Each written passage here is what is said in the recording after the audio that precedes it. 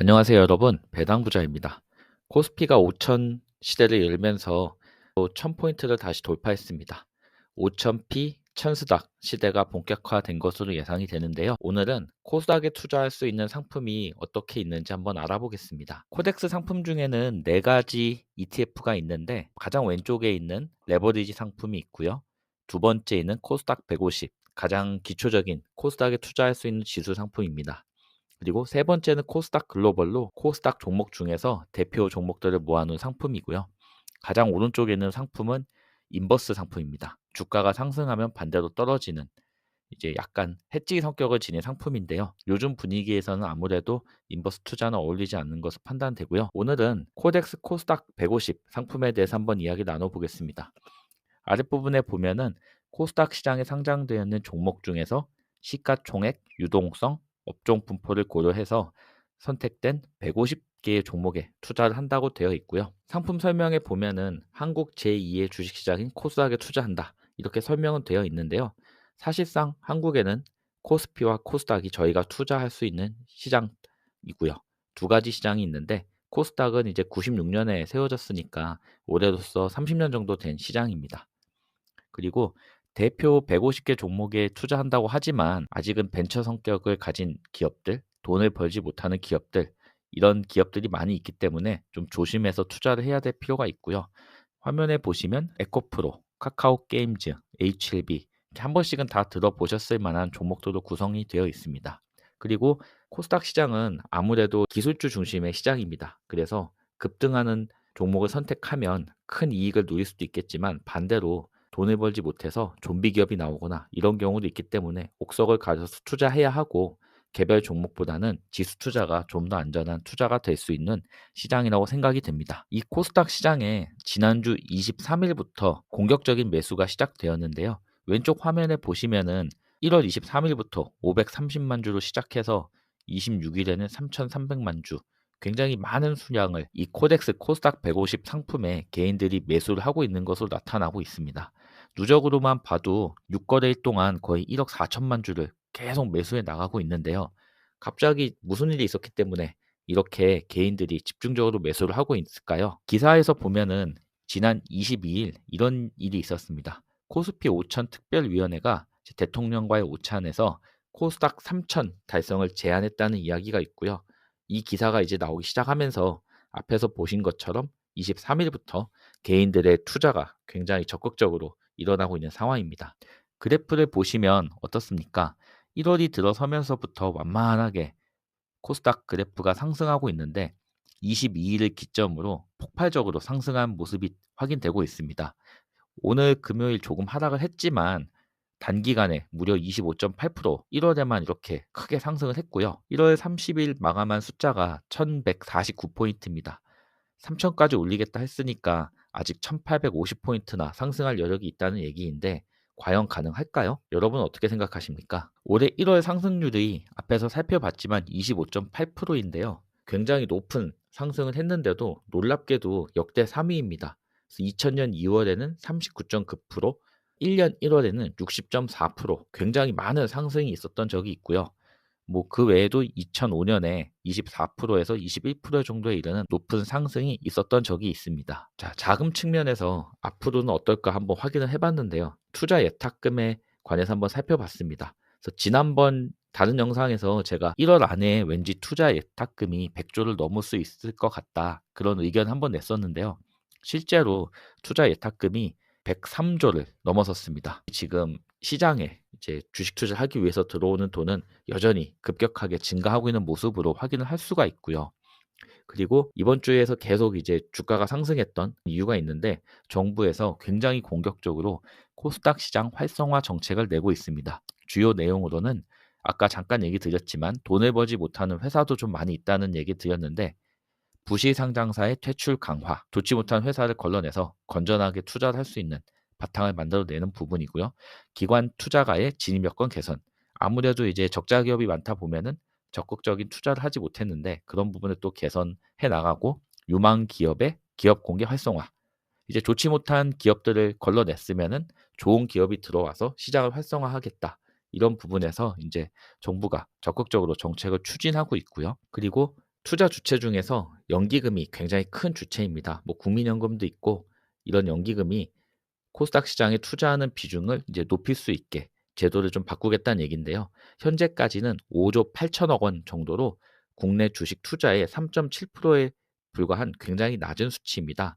근데 이제 연기금에서도 민간 투자를 더 활성화하고 코스닥의 자금을 더 집행하게 하기 위해서 벤처 투자 항목에 있어서 평가 배점을 2배로 놀리는 부분을 진행한다고 합니다. 자, 여기서 정부의 활성화 정책이 끝나는 건 아니고요. 이제 앞으로 또 이런 게 있네요. 국민 성장 펀드라는 것을 이제 시행한다고 하는데 얘기를 한번 들어보셨을 수도 있습니다. 그래서 뒤에서 한번 설명하겠지만 일단 어떻게 돼 있나요? 첨단 전략 산업을 육성하고 벤처 기업을 스케일업한다. 스케일업한다는 얘기는 규모를 키운다는 얘기죠. 그리고 지역 성장을 한다. 주요 산업으로 보면은 AI 데이터 센터, 뭐 에너지 고속도로, 바이오, 반도체 이런 부분에 이제 중점적으로 투자를 하는 것으로 국민 성장 펀드를 만들어 나간다고 되어 있는데 저희가 주목할 부분은 이 가운데 있는 벤처 스케일업 이 부분인 것 같고요. 새로운 기업들이 들어오고 그 기업들을 키워 나가겠다. 이런 부분을 국민 성장 펀드를 통해서 진행하겠다는 얘기고요. 기사를 하나 보시면 이 국민 성장 펀드는 앞으로 5년간 150조 원이라는 큰 규모로 진행을 하게 돼 있고 그중에 올해는 30조 원을 진행하는 것으로 되어 있습니다. 그리고 이제 기사가 나오기 시작하는데 6천억 원 정도는 이제 국민 참여형으로 해서 소득 공제를 할 수 있는 그런 부분으로 혜택을 준다 그러고요.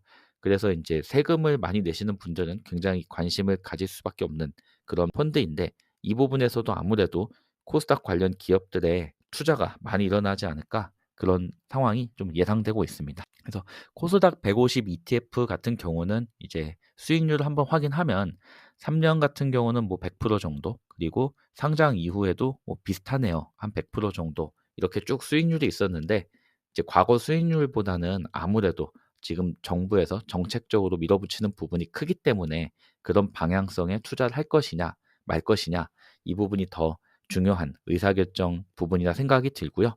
구성 종목들은 한번 보시면은 알테오젠이 가장 큰 비중을 차지하고 있고요. 그리고 뭐 2차 전지 관련 회사인 에코프로 그리고 바이오 기업들도 많이 있고요. 레인보우 로보틱스라고 로봇 쪽에 그리고 원익 IPS 이런 기업들도 많이 있습니다. 그리고 저 끝에 보면은 이제 뭐 JYP 엔터도 있고 K팝의 선두주자죠. 그리고 뭐 하나마이크론 이렇게 반도체 관련 기업들도 많이 분포되어 있습니다. 코스피나 다른 배당 ETF 같은 경우는 개별 종목을 보고서 개별 투자를 들어가는 것도 좋다고 생각하는데 코스닥은 아무래도 좀 개별 종목보다는 지수 투자를 통해서 들어가는 게 더 안전하지 않을까 생각이 들고요. 자, 결국은 이런 고민을 할 수밖에 없습니다. 증시로 자금은 계속 이동하고 있습니다. 앞에서 보았듯이 투자 예탁금이 100조까지 증가했고요. 그리고 정부에서는 증시 활성화를 계속 추진하고 있습니다. 왜 이렇게 강력하게 추진할 생각이 들 정도로 열심히 아주 강력하게 밀어붙이고 있고요.